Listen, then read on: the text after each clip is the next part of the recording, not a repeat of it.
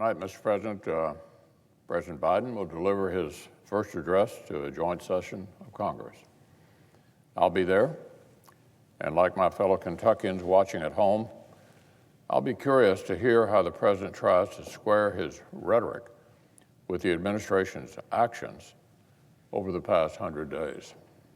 Back in January, many Americans hoped they could take the incoming president at his word.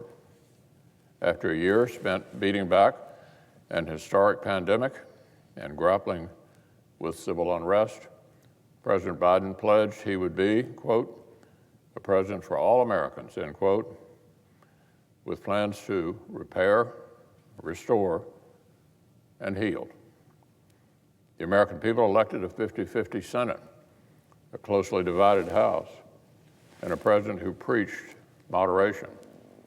He promised that his whole soul was committed to uniting our people. Many hoped his administration would reflect that promise, but the first 100 days have left much to be desired. Over a few short months, the Biden administration seems to have given up on selling actual unity in favor of catnip for their liberal base covered with a hefty coat of false advertising.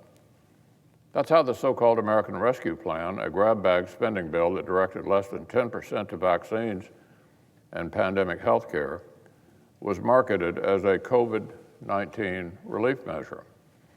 In actuality, it sent sums of money to state governments whose revenues had already rebounded and declared war on the formerly bipartisan consensus that welfare spending should actually be linked to work. Or take H.R. 1, the sweeping effort by Democrats to mount a partisan takeover of all 50 states' voting laws, along with the Federal Election Commission for good measure. After a Republican won the White House in 2016, this was billed as a massive overhaul for a broken democracy. Now, a nearly identical plan is instead being marketed as a modest dose of preventative maintenance. It's still the same takeover it's always been. And now we have the American Jobs Plan, another multi-trillion-dollar smorgasbord of liberal social engineering that would decimate entire industries and spend only a small fraction on roads and bridges. It's being sold as a serious effort to rebuild our nation's infrastructure. It's pretty brazen misdirection. At both ends of Pennsylvania Avenue, Democrats have chosen to live in an alternate universe where both the campaign promises they made and the mandate the American people delivered were actually completely different than what happened right here on planet Earth. Unfortunately, Mr. President, the real-life effects of this false advertising campaign have come thick and fast. Pain and uncertainty at home, and dwindling leverage and virtue signaling abroad. First came mixed messages on the status of the pandemic. Existing vaccine distribution efforts surpassed President Biden's supposedly ambitious daily target on the day he was sworn in. When their own top health officials accidentally let slip the hard science on school reopenings, the administration bowed to big labor and walked back their comments. And the president continues to issue directives that are strangely out of step with the science, like his big announcement several weeks ago that if citizens behave themselves, he would actually permit them to enjoy small outdoor gatherings on July 4th that the CDC guidance already says would be safe right now. Then there is the environmental policy.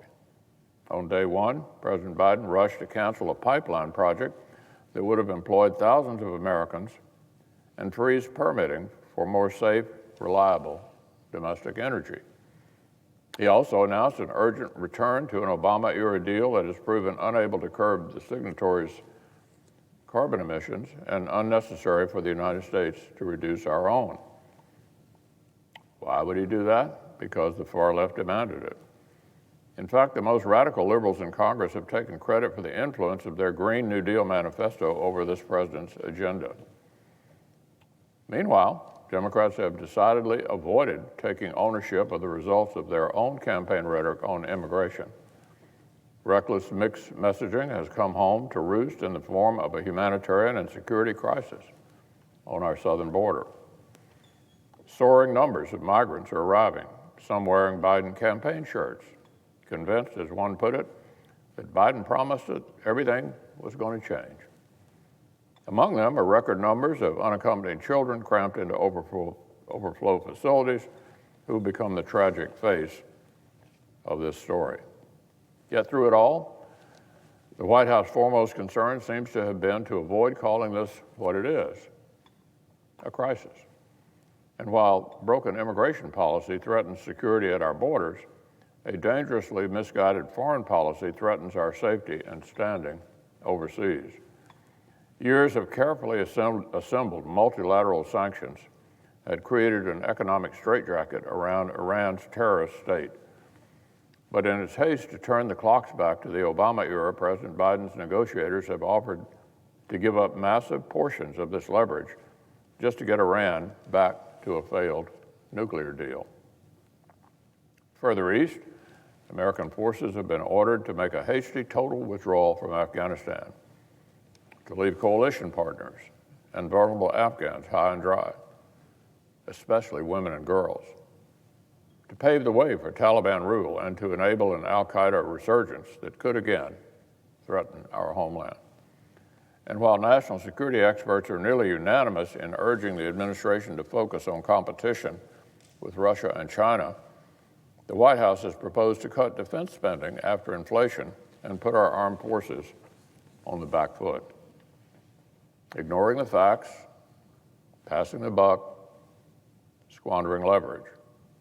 This is not what the American people bargained for, and they know it doesn't have to be this way.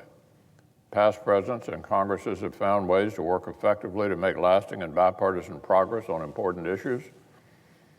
For example, when we crafted smart policies to improve actual infrastructure, big bipartisan majorities have signed on.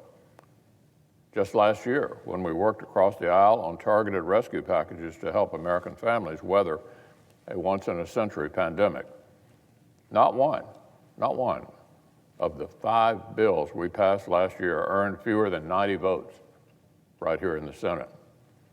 This year, the story has been different.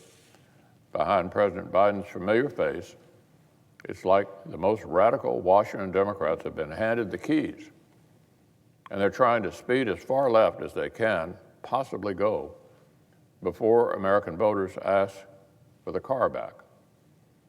But it's not too late. This White House can shake off its daydreams of a sweeping socialist legacy that will never happen in the United States. They can recommit to solving our nation's actual problems, to fostering consensus instead of deepening our divides. That, Mr. President, is what the American people want and what they deserve, not an administration that chooses to govern like it owes everything to the radical left.